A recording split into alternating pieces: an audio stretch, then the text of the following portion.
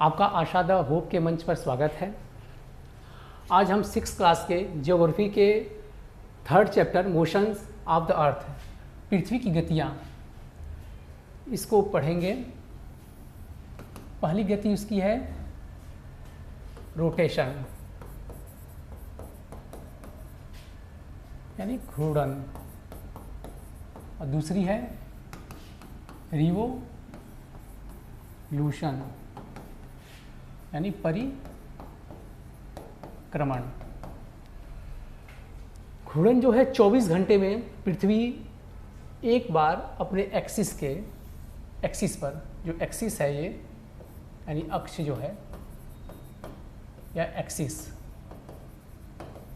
का घूर्णन जो है वेस्ट टू ईस्ट करती है, यानी पश्चिम से पूरब की ओर करती है ऐसे।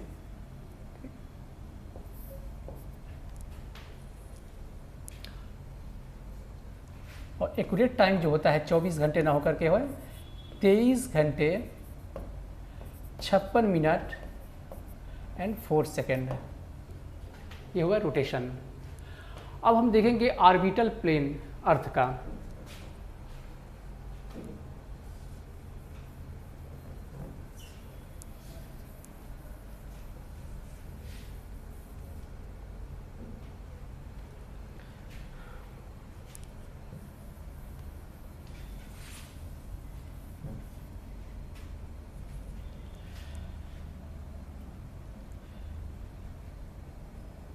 हम जानते हैं कि सूर्य जो है, सूर्य के चारों तरफ जो है रिवॉल्व करती है पृथ्वी एक इलिप्टिकल पाथ पर, टिकल ऑर्बिट में, यानी दीर्घ वृत्तीय।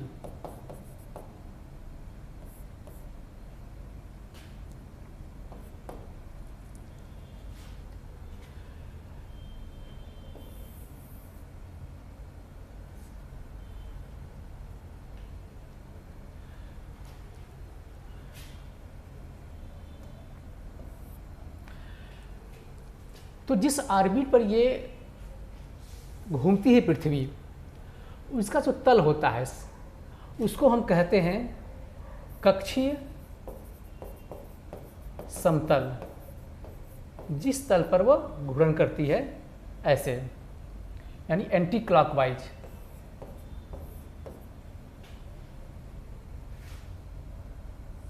अब इस तल को लेकर के हम देखेंगे कि पृथ्वी कितनी झुकी हुई है। इस तल से, या इसी को हम कहते हैं orbital plane, orbital plane of the earth. तो ऑर्बिटल प्लेन से एक एंगल वर्टिकल हम डालेंगे ऊपर की तरफ। तो एक्सिस जो है इसका, जो पृथ्वी जो एक्सिस है वह है इस कक्षीय समतल से 66.5 डिग्री बनाती है। और तो ये है 90 degree, 90 degree minus 66.5 is equal to 23.5। तो ये झुकी है पृथ्वी कितनी, इससे एक्सिस कितना झुका हुआ है, 23.5 डिग्री झुका हुआ है।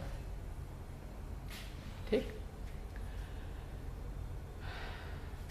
तो 23.5 डिग्री, 23.5 डिग्री पर झुक करके वह घूर्णन करती है। ये हो गया नॉर्थ पोल, ये हो गया साउथ पोल यानी उत्तरी ध्रुव, और दक्षिणी ध्रुव हो गया। ये हो गया आपका इक्वेटर 0 डिग्री पर,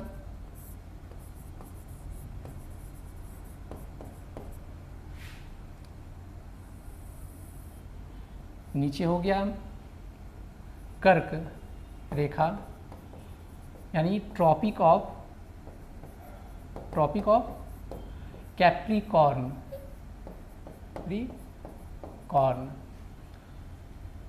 ठीक। वैसे ही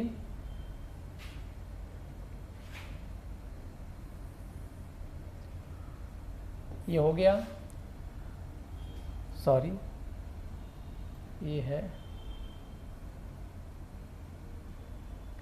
है मकर रेखा, और यह है कर्क।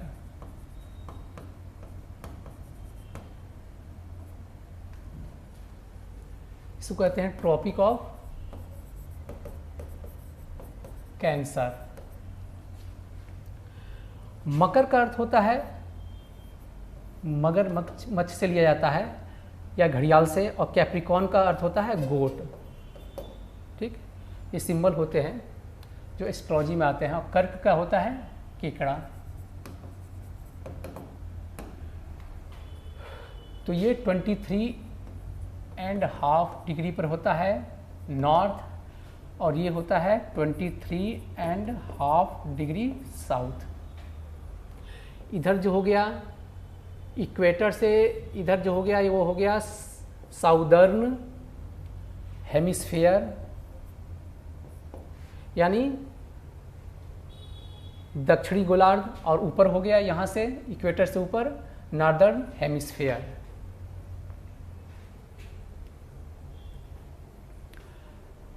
तो ये तो हो गया आपका कक्षीय समतल यानी ऑर्बिटल प्लेन। अब हम देखेंगे इसका सर्कुलर इल्यूमिनेशन।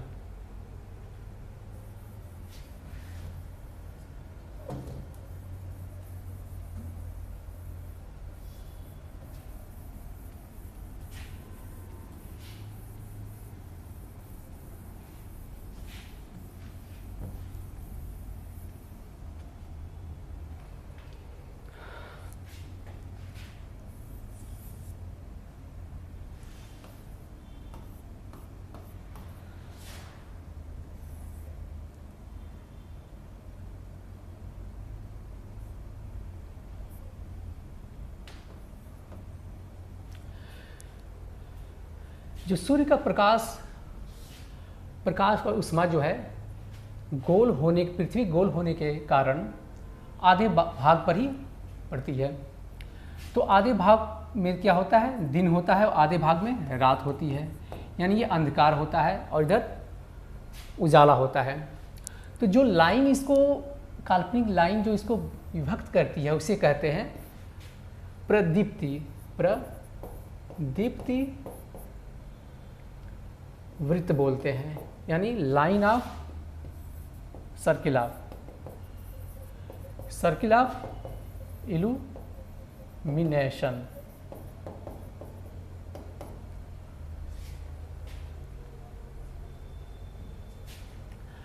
अब एक क्वेश्चन है कि अगर बाय द वे अगर घूर्णन न करती पश्चिम से पूर्व यानी वेस्ट टू ईस्ट अगर पृथ्वी, तो क्या होता है?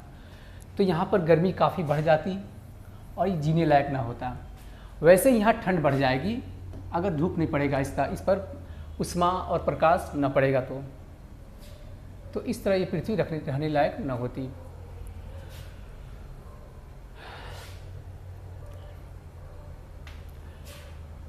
और एक पॉइंट हम देखते हैं अर्थ डे।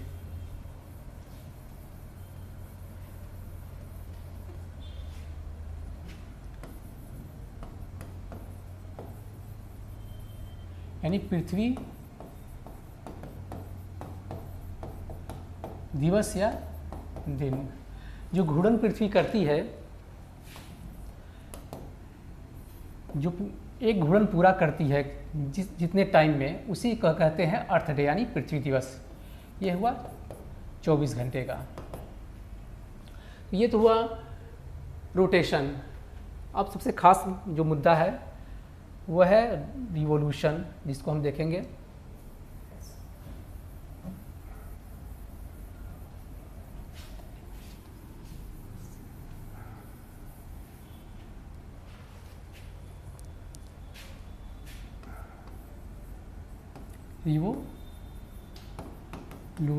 रिवोल्यूशन यानी परिक्रमण।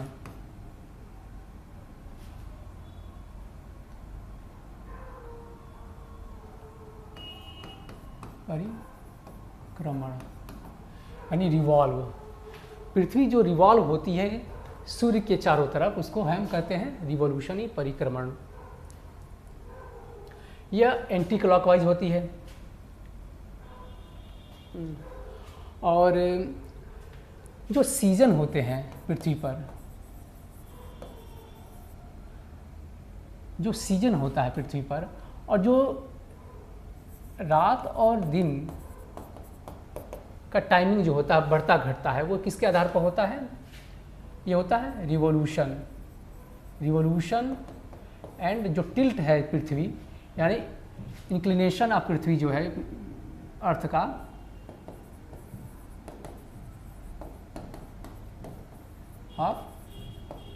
अर्थ के कारण है।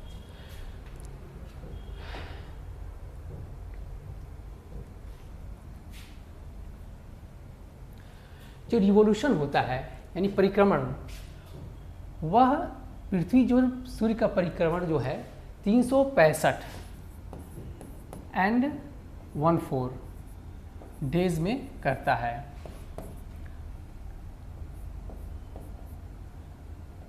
365 प्लस 14 डे, अब हो जाएगा 365 24/4,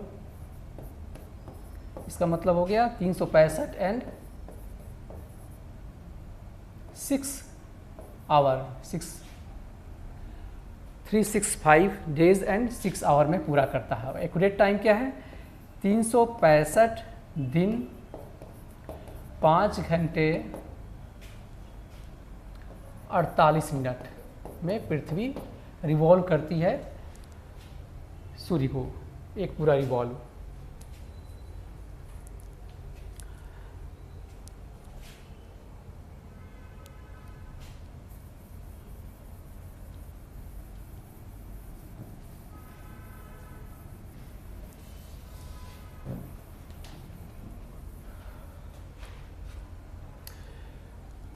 इसका यह अर्थ हुआ कि 365 दिन और 6 घंटे, यानी 6 घंटे हर साल जुड़ते हुए 4 सालों में हो जाएंगे। 6 गुणे 4 24 घंटे, यानी चौथे साल 365 में जुड़ जाएगा, एक दिन और जुड़ जाएगा, यानी हर चौथे साल 366 दिन हो जाता है, जिसे कि हम लीप ईयर कहते हैं। और जो कि फरवरी में जोड़ दिया जाता है, यानी फरवरी 29 दिन की हो जाती है। पिछला जो लीप ईयर था वो हुआ था 2020 में, और अगला जो होने वाला है वो होगा 2024 में, फिर 28 में।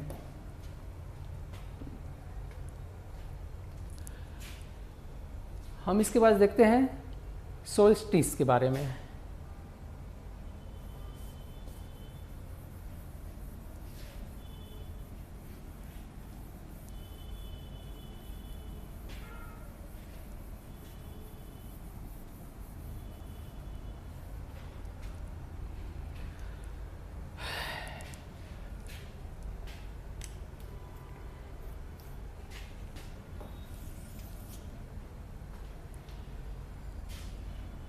इसको हम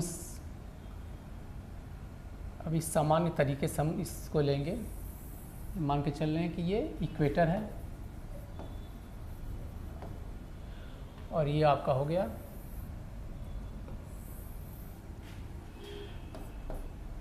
ट्रॉपिक ऑफ कैप्रिकॉर्न, यानी मकर रेखा, और ये हो गया ट्रॉपिक ऑफ कैंसर यानी कर्क। 0 डिग्री ये है 23.5 degree and half north, 23.5 south. ये हो गया अंटार्कटिक सर्किल, और ये हो गया आर्कटिक सर्किल। ये हो गया नॉर्थ पोल यानी उत्तरी ध्रुव, और ये हो गया साउथ पोल यानी दक्षिणी ध्रुव।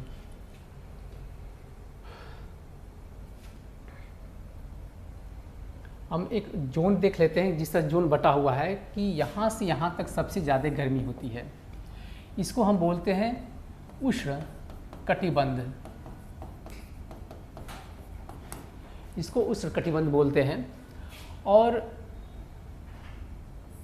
इसको इंग्लिश बोलेंगे ट्रॉपिकल जोन या टोरिड जोन, इसको बोलते हैं।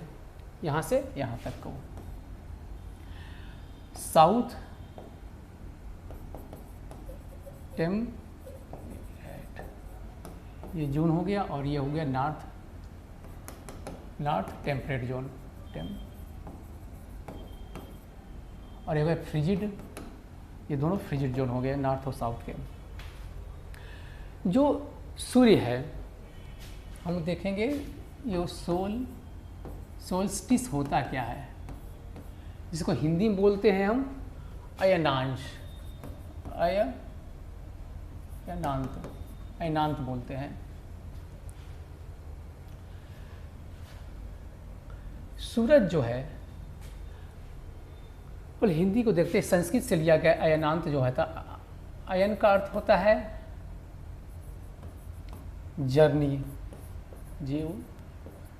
जर्नी होता है, अंत का होता है अंत, यानी जर्नी का अंत होना। तो जो सूर्य है वह अपनी जर्नी जो है यहाँ से लेकर यहाँ पूरा करता है 6 महीने, यानी साउथ से नॉर्थ 6 महीने पूरा करता है, और फिर नॉर्थ से साउथ 6 मंथ पूरा करता है।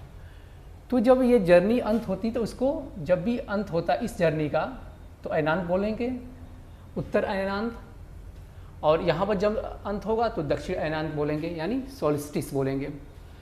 और सोल्स्टिस का अर्थ होता है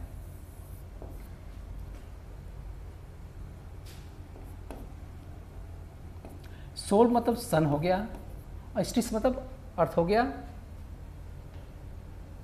स्थिर, यानी जब सूरज कुछ स्थिर हो जाए 2 दिनों के लिए, एक कपल दिन के लिए, तो यहाँ पर सूरज आकर के वापस लौटता है, तो यहाँ पर स्थिर दिखाई देता है, तो उसको सोल्स्टिस बोला जाता है।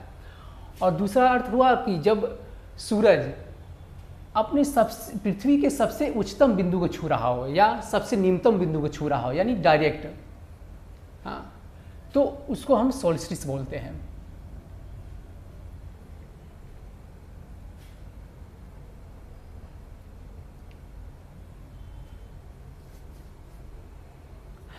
अब आते हैं, हमको इसको दूसरे तरीके से समझते हैं, थोड़ा और प्रैक्टिकली।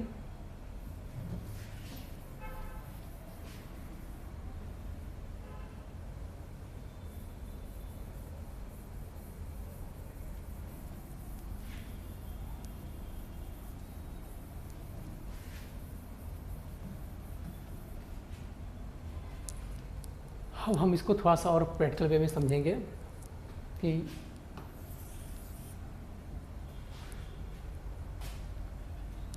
यहाँ पर है ये नॉर्थ पोल,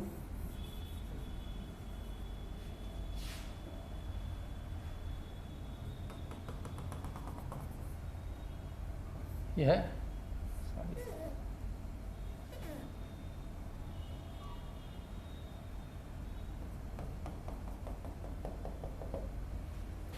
यह हुआ साउथ पोल, यानी दक्षिणी ध्रुव, उत्तरी ध्रुव।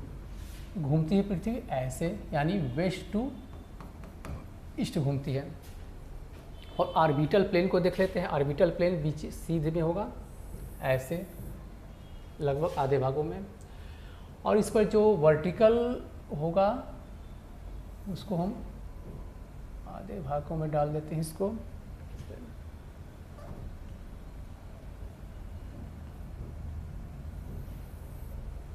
ठीक, तो एंगल क्या बनता है, ये एंगल होगा 66.5 डिग्री, और झुकाव हो जाएगा 23 डिग्री, 23.5 डिग्री का झुकाव हो जाएगा। ये है ऑर्बिटल प्लेन, ऑर्बिटल प्लेन यानी कक्षीय समतल है पृथ्वी का जो है। अब हम देखते हैं कि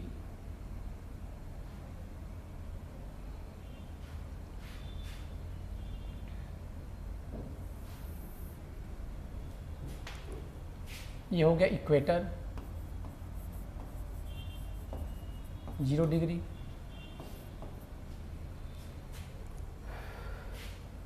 अब ये हो गया आपका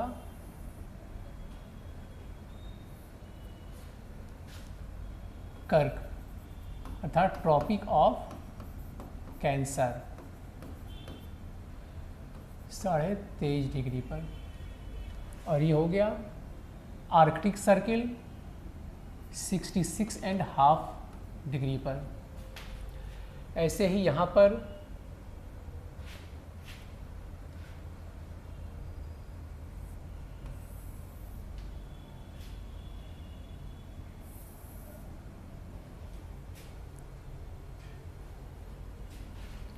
ये हो गया मकर रेखा अर्थात ट्रॉपिक ऑफ कैप्रिकॉर्न हो गया।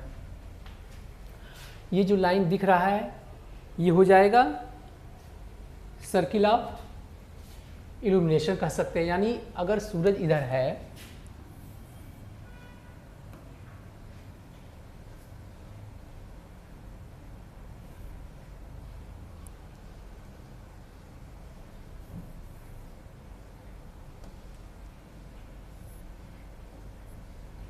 अगर सूरज है इधर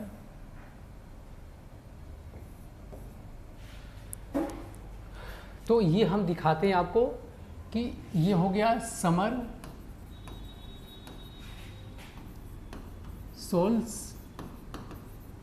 सोल्स्टिस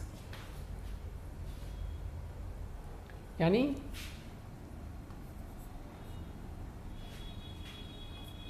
उत्तर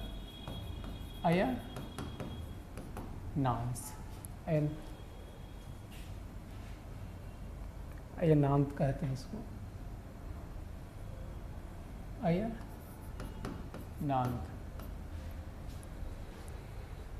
हम देखते हैं कि प्रकाश जो है जब ये होता है 21 जून को समर सोल्स्टिस होता है यानी उत्तर अयनांत होता है। 21 जून को क्या होता है कि जो ट्रॉपिक ऑफ कैंसर है 23.5 डिग्री एंड हाफ जो है इस पर जो सूर्य का प्रकाश है वर्टिकल पड़ता है, सीधे पड़ता है और सूर्य जो है इससे ऊपर नहीं जा सकता है। उच्चतम बिंदु होता है ये सूर्य का पृथ्वी के वर्टिकल प्रकाश पड़ने को लेकर के। तो होता क्या है कि जो हेमिस्फीयर है ये हो गया यहाँ से यहाँ तक जीरो से इधर हो गया साउथ हेमिस्फीयर और इधर हो गया नॉर्थ हेमिस्फीयर। तो सूर्य का प्रकाश नॉर्थ हेमिस्फीयर पर सबसे ज़्यादा पड़ने लगता है साउथ के अपेक्षा। अगर हम नॉर्थ हेमिस्फीयर देखें तो यहाँ से शुरू हो जाएगा, ये यहाँ से शुरू होकर के यहाँ तक, ये यानी ये प्लस हो जाता है उसमें।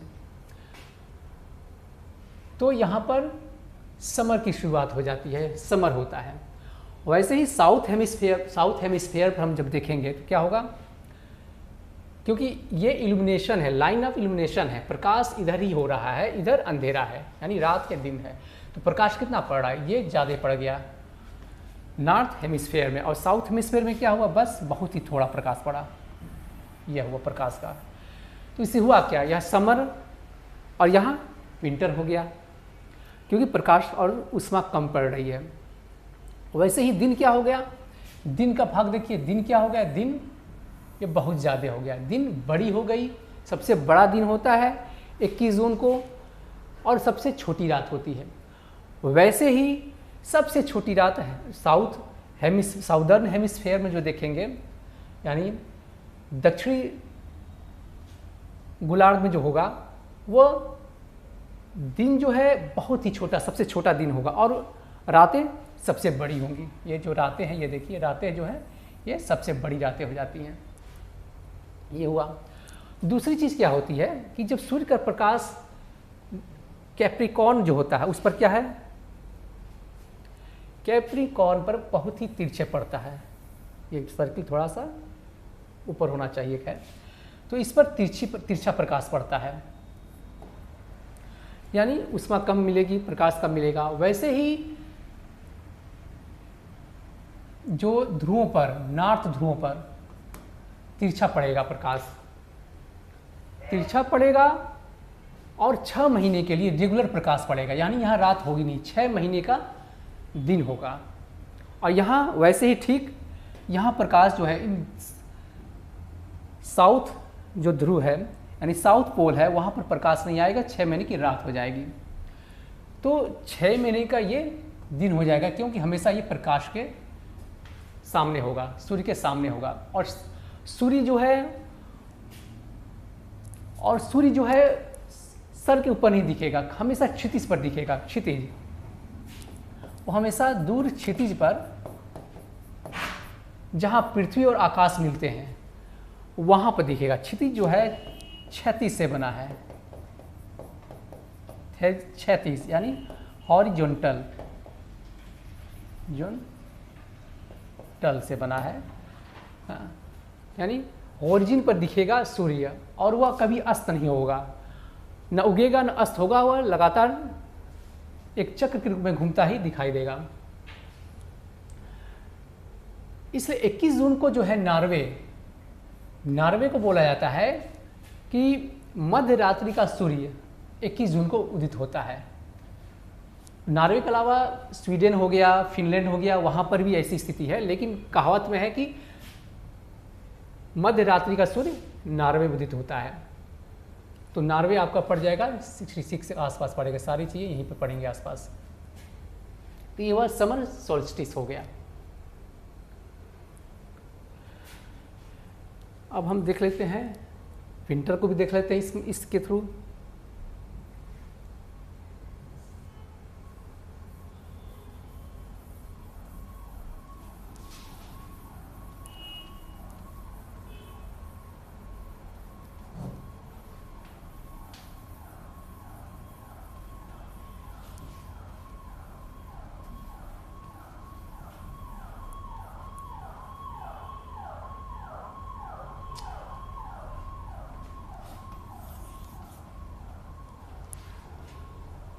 विंटर में क्या होता है कि अब एक छोटे में बताते हैं पहले कि ये सूर्य है। अभी हमने पढ़ा समर सोल्स्टिस कि जब ये झुका हुआ पर यहाँ पर होगा, ये सूर्य है ये।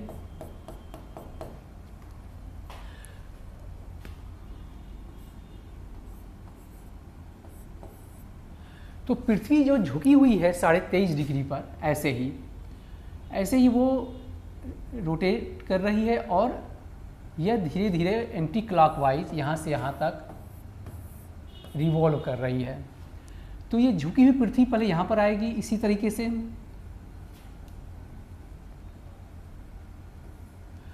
और झुकी हुई ऐसे ही रहेगी पृथ्वी। पहले क्या था, ये झुकी थी सूर्य के सामने, अब सूर्य के विपरीत झुकी हुई होगी। तो ये विंटर सोल्स्टिस बोलते हैं इसको।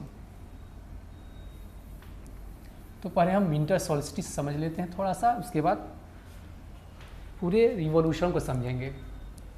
तो झुकी है पृथ्वी इधर ही, पहले हम इसको हम ऑर्बिटल प्लेन बना लेते हैं और इस पर वर्टिकल डाल देते हैं। ये हो जाएगा लाइन ऑफ सर्किल ऑफ क्या हो जाएगा, इल्यूमिनेशन, यानी जो दिन और रात को, प्रकाश और अंधकार को बांट रहा है। और ये झुका हुआ है, ये उठा हुआ कितना है, एक्सिस 66.5।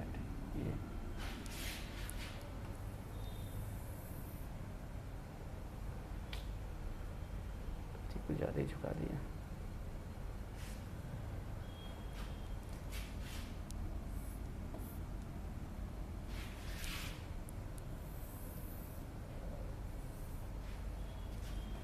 पृथ्वी झुकी है 23.5 डिग्री पर,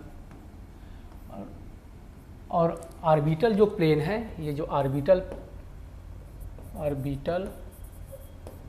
प्लेन है जो पृथ्वी का, उससे क्या एंगल बन रहा है, 66.5 डिग्री का। ठीक, ये हो गया आपका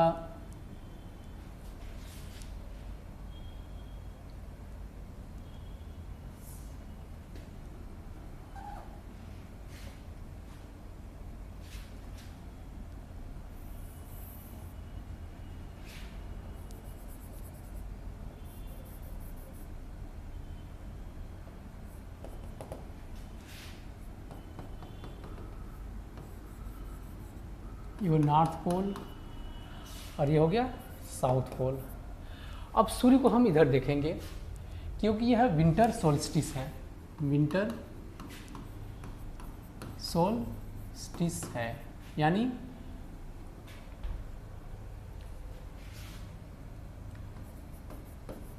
अयनांत कौन सा होगा तब ये विंटर में समाप्त होता है, दक्षिण,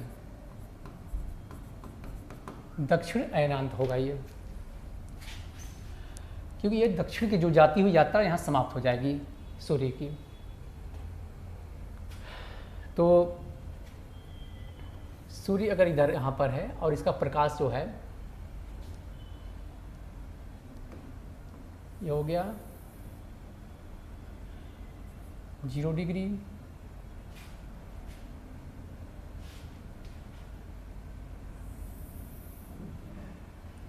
ये हो गया ट्रॉपिक ऑफ कैप्रिकॉर्न,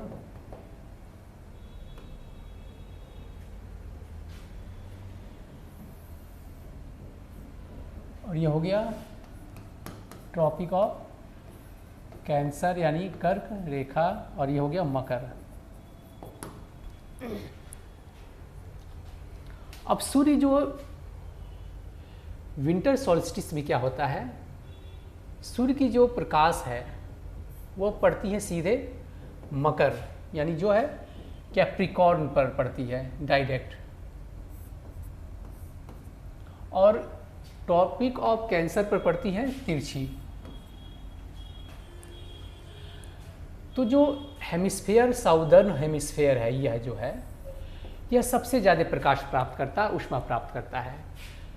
तो यहाँ पर जो हो गया यहाँ से यहाँ तक, यहाँ पर हो जाएगा समर हो जाएगा, और उसके उलट जो इंडिया जो कि नॉर्दर्न हेमिस्फेयर में है वो बहुत ही कम प्रकाश प्राप्त करेगा यहाँ से यहाँ तक बस। तो क्या हो जाएगी, रातें छोटी हो जाएंगी, नहीं सॉरी दिन छोटे हो जाएंगे और रातें बड़ी हो जाएंगी। रातें जो है यहाँ से लेकर के जो है यहाँ तक है, ये रातें बड़ी हो जाएंगी काफ़ी और दिन छोटे हो जाएंगे। यहाँ पर विंटर का मौसम होगा, यहाँ पर समर का होगा। जो 6 महीने की जो दिन थे वो खत्म हो करके, जो ध्रुवों पर 6 महीने का दिन था अब वो खत्म होकर 6 महीने की रातों में कन्वर्ट हो जाएगा, क्योंकि यहाँ प्रकाश पहुँच ही नहीं पाएगा। ठीक वैसे ही जो 6 महीने की जो रातें थी ये 6 महीने के दिन में परिवर्तित हो जाएगा।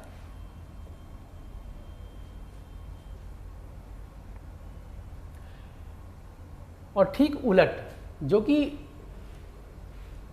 समर जो सोल्स्टिस के ठीक विपरीत सारी चीज़ें होनी शुरू हो जाएंगी, और यहाँ पर 6 महीने का दिन होगा और क्षितिज पर सूर्य दिखाई देगा जो न कभी अस्त होगा न उदय होगा, और वैसा ही दिखता रहेगा, गोल चक्र के रूप में घूमता हुआ दिखाई देगा।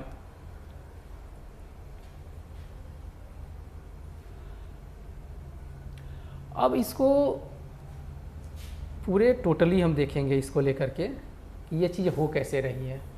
ये हम अलग अलग देख लिए हैं, अब इसको हम टोटली देखेंगे।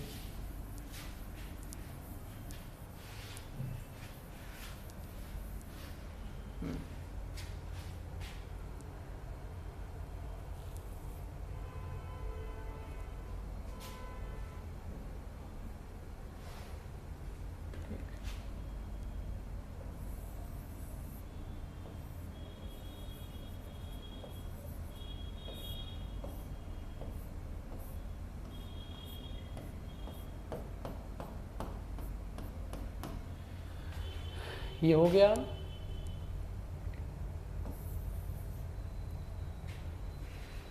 समर सोल्स्टिस यानी उत्तर अयनांत, और इधर हो जाएगा दक्षिण अयनांत। नान्थ यानी विंटर सोल्स्टिस। इसको देख लेते हैं।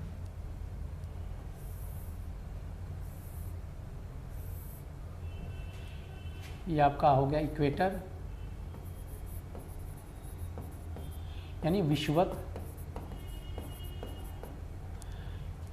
रेखा या भूमध्य रेखा जो कहेंगे इसको। ये हो गया ट्रॉपिक ऑफ कैप्रिकॉर्न यानी मकर रेखा। ये आपका हो गया कर्क एंड ट्रॉपिक ऑफ कैंसर।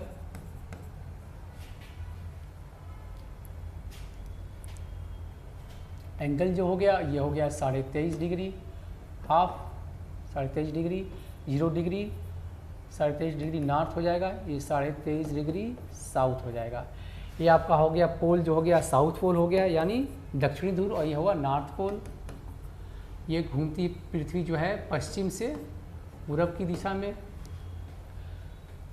ठीक, अब हम देखेंगे कि समर सोल्स्टिस में क्या हुआ कि प्रकाश का जो किरण है सीधी जो होती है पड़ती है कहाँ, 23.5 डिग्री नॉर्थ पर यानी ट्रॉपिक ऑफ कैंसर पर, और ये प्राप्त करता है सबसे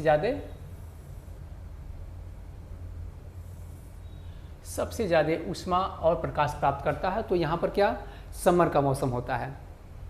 सबसे बड़ी रातें होती हैं जो ये होता है 21 जून को होता है, 21 जून को होता है, जो कि इंटरनेशनल योगा डे भी है। तो 21 जून को वर्टिकल जो है सीधा जो प्रकाश है, जो सूर्य जो है लंबवत यहाँ पर पड़ता है उसका प्रकाश, तो सबसे बड़े दिन हो जाते हैं। दिन सबसे बड़े हो जाएंगे और रातें छोटी हो जाएंगी, जैसा हमने समझाया था पहले ही। वैसे ही यहाँ पर अगर समर होगा तो यहाँ विंटर का सीजन होगा, क्योंकि यहाँ पर तिरछी पड़ेगी। यहाँ पर जो प्रकाश है उसका सूर्य का यहाँ पर तिरछी पड़ेगी, तो यहाँ क्या हो जाएगा, दिन छोटे हो जाएंगे और रातें बड़ी हो जाएंगी। और ठीक वैसे ही ध्रुवों पर भी तिरछे पड़ेंगे, तो क्षितिज पर, दूर क्षितिज पर दिखेंगे और 6 महीने के यहाँ पर दिन होंगे। Summer solstice.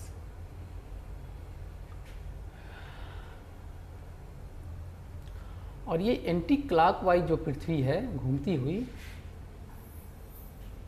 23 सितंबर को यहाँ पर होगी,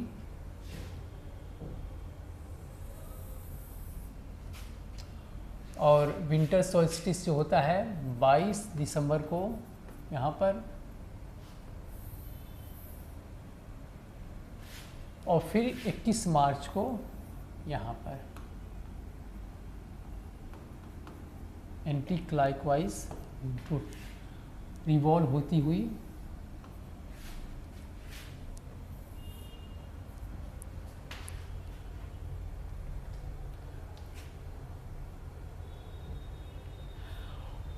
और अगर मौसम देखा जाए, महीने जो हिंदी महीने होते हैं उसको भी देखा जा सकता है कि 21 जून के से लेकर के जो यहाँ जुलाई तक 21-22 जुलाई तक होता है आषाढ़, आषाढ़ का महीना होता है, जिसमें कि बारिश की शुरुआत हो जाती है।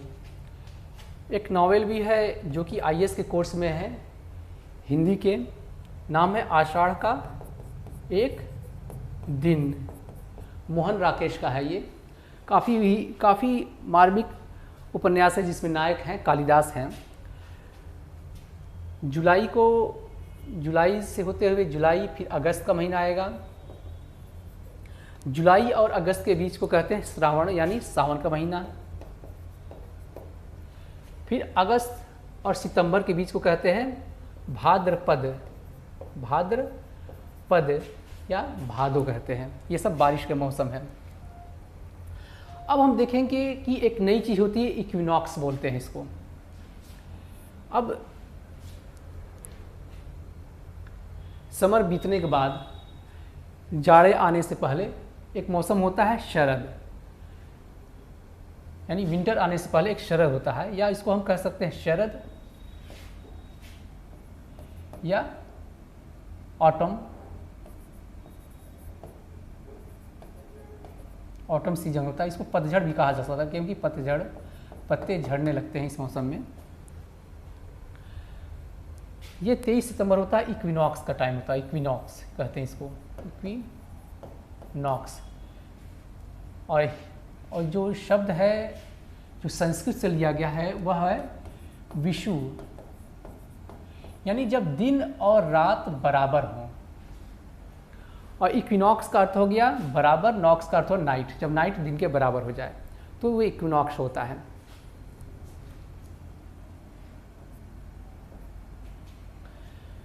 इस समय यानी 23 सितंबर को दिन और रात बराबर होते हैं, क्योंकि जो सूर्य है वो सीधे जो इक्वेटर है, इक्वेटर पर उसकी प्रकाश की किरणें लंबवत पड़ती हैं। अब कैसे पड़ेंगी देखते हैं। यह है झुकी हुई पृथ्वी है, 23.5 डिग्री पर झुकी हुई है, और ये रोटेट होते हुए रिवॉल्व होते हुए पहुंचती यहाँ पर, और ये हमेशा ऐसे ही झुकी रहेगी। अब झुकाव जो है सूरज के विपरीत नहीं, सूरज की तरफ नहीं है और न सूरज के विपरीत है,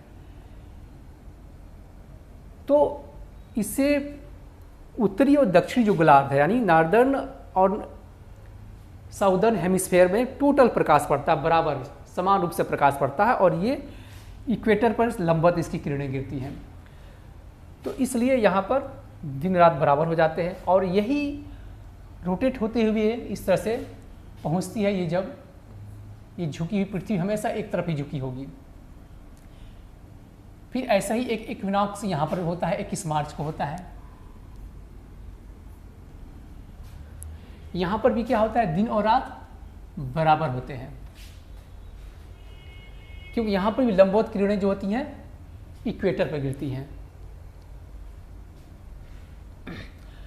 तो नॉर्दर्न हेमिस्फेयर में तो पतझड़ हुआ या शरद या ऑटम कहें, और साउदर्न जो होता है हेमिस्फेयर में हो जाएगा बसंत, क्योंकि जाड़े के बाद बसंत आता है, बसंत का मौसम होगा।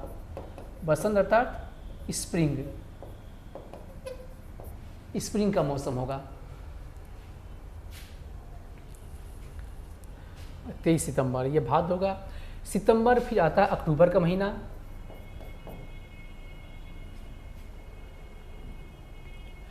ये होता है अश्विन, इसको अश्विन बोलते हैं। अश्विन कुमार एक क्रिकेटर का नाम भी है जो अश्विन महीने में जन्म होना चाहिए उनका। फिर नवंबर हो गया, ये हो गया कार्तिक। कार्तिक का महीना लोगों का नाम रखा जाता है कार्तिक। इसके बीच अक्टूबर नवंबर के बीच 20-21 अक्टूबर से 20-21 नवंबर के आसपास तक कार्तिक का महीना होता है। कार्तिक के बाद होता है 22 दिसंबर, यानी तक नवंबर से दिसंबर तक होता है। इसको कहते हैं मार्गशीर्ष, मार्गशीर्ष का महीना, यानी इसको अगहन बोलते हैं, अगहन का महीना बोलते हैं। अब इसमें इसके विपरीत विंटर समर सोल्स्टिस जो होता है, विंटर सोल्स्टिस, दोनों विपरीत होती हैं चीज़ें होती हैं। अब क्या है कि यहाँ पर जो किरणें हैं लंबवत ये पड़ेंगी कहाँ पर, ट्रॉपिक ऑफ कैप्रिकॉर्न पर पड़ेंगी, और तिरछी जो होती हैं किस पर पड़ेंगी, ये 0 डिग्री है, इक्वेटर है, ये तिरछी पड़ती हैं ट्रॉपिक ऑफ कैंसर पर। इससे जो साउदर्न हेमिस्फेयर सबसे ज़्यादा उष्मा और प्रकाश प्राप्त करेगा। ठीक, तो यहाँ क्या हो जाएगा, यहाँ हो जाएगा समर, और ऊपर क्या हो जाएगा, विंटर का मौसम हो जाएगा। रातें समर में क्या हो जाएंगी, यहाँ पर समर की जो रातें हैं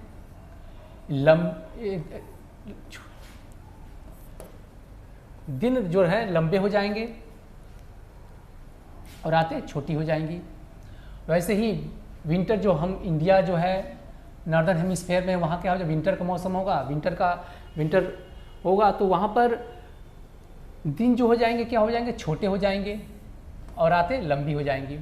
और ठीक वैसे ही जो ध्रुवों पर जो क्या होता है कि यहाँ पर 6 महीने की दिन हो जाएंगे और उत्तरी ध्रुव में क्या होगा, 6 महीने की रातें हो जाएंगी। जो रातें दिन होता है यहाँ से 21 मार्च से लेकर के 23 सितंबर तक उत्तरी जो ध्रुव है वहाँ पर दिन होता है लगातार, यानी ना सूर्य उदित होता है ना अस्त होता है। और वैसे ही 23 सितंबर से लेकर के 21 मार्च तक जो साउदर्न हेमिस्फेयर में जो दक्षिण ध्रुव है वहाँ पर ना सूरज उदित होता है ना अस्त होता है, वो दिन होता है, 6 महीने के दिन हो जाते हैं। यहाँ पर जो सूरज है वो सबसे, सोल्स्टिस का अर्थ ये हुआ कि सबसे उच्चतम या निम्नतम बिंदु पर, पृथ्वी के सबसे उच्चतम या निम्नतम बिंदु पर जाना। तो सूर्य जो है सबसे निम्नतम बिंदु पहुँचता है यहाँ पर मकर पर, और मकर से फिर वापस हो जाता है। तो इसको जो मकर जो वापस होता है उसको मकर संक्रांति बोलते हैं, मकर संक्रांति बोलते हैं। इसके बाद सूरज जो होता है अपनी यात्रा का अंत करता है, जो दक्षिण की तरफ यात्रा कर रहा था यहाँ पर अंत करके उत्तरायण होता है, तो उसको कहते हैं उत्तरायण, उत्तरायण यानी उत्तर दिशा में जर्नी शुरू करना, उत्तरायण शुरू करती है। अब एक चीज़ है कि मकर संक्रांति तो 22 दिसंबर को हो रहा है, क्योंकि यहाँ पर जो सूरज है संक्रमण कर रहा है, लेकिन हम मनाते हैं 14 जनवरी को। 14 जनवरी को हम मनाते हैं मकर संक्रांति। कुछ जगहों पर उत्तर भारत में खिचड़ी के रूप में मनाया जाता है इसको, तमिलनाडु में पोंगल के रूप में मनाया जाता है। तो आखिर इस दोनों इस मकर संक्रांति और इस मकर संक्रांति में अंतर क्या है, इसको कुछ 10-15 मिनट का बाद में सप्लीमेंट्री क्लास लेंगे, उसमें बताया जाएगा। लेकिन मुख्य अंतर यह है कि मकर संक्रांति पृथ्वी की एक गति होती है जिसको कहेंगे प्रोसेशन ऑफ द अर्थ, कि लट्टू की तरह पृथ्वी जो अपने अक्ष पर घूमती रहती है और कुछ लट्टू की तरह एक तीसरी गति भी उनकी इसके पास होती है, प्रोसेशन जिसे बोलते हैं, धीरे घिसकती रहती है, जिसको हम बाद में क्लास में पढ़ेंगे। यह है कि आज से 1500 साल पहले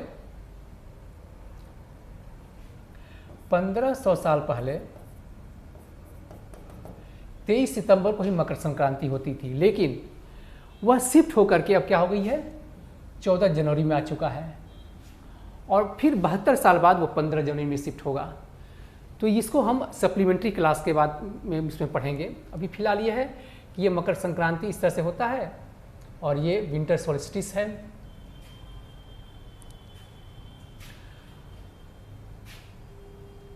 अब इसके बाद आते हैं मार्गशीर्ष के बाद, यानी जो अगहन का महीना, उसके बाद आते हैं पुष, यानी दिसंबर से लेकर जनवरी तक सबसे ठंडी रातें होती हैं, इसे पौष बोलते हैं, और देशज भाषा में पूस बोल सकते हैं।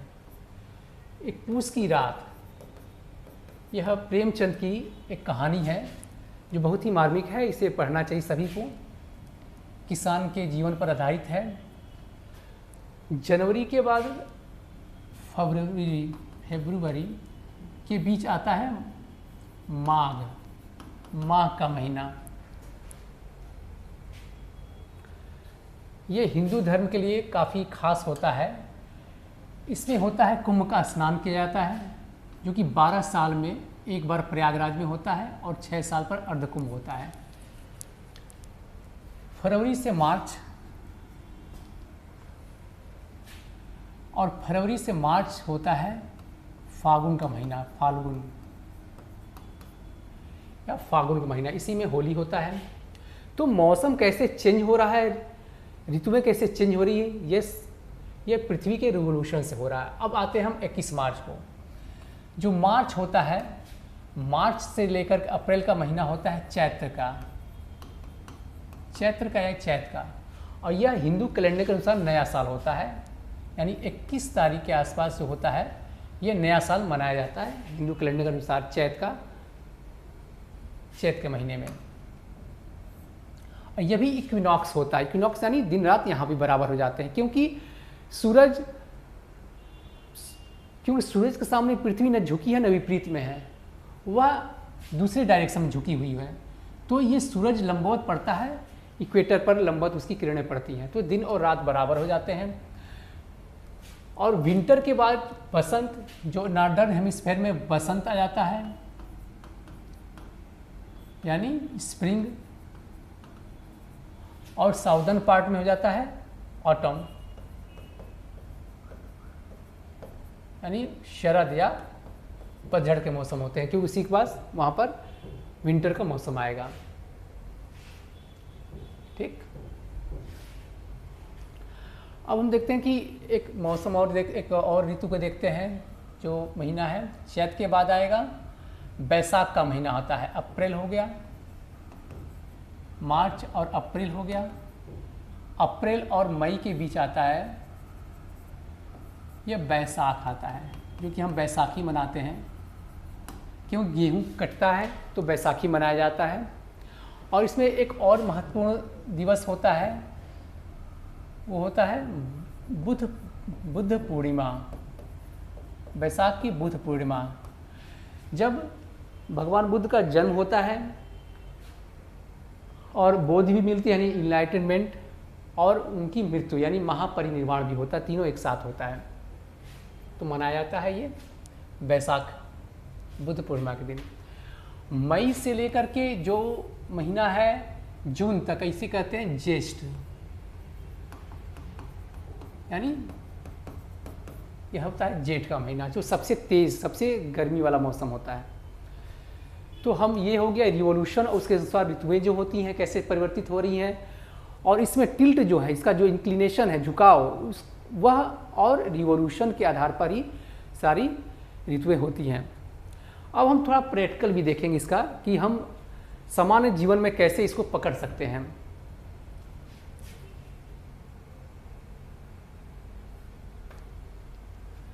ठीक, अब हम मान लीजिए कि ये कोई व्यक्ति है जो कि खड़ा है, ये इसका लेफ्ट है, ये लेफ्ट है, ये राइट है। ठीक, सामने एक होता है इक्विनॉक्स,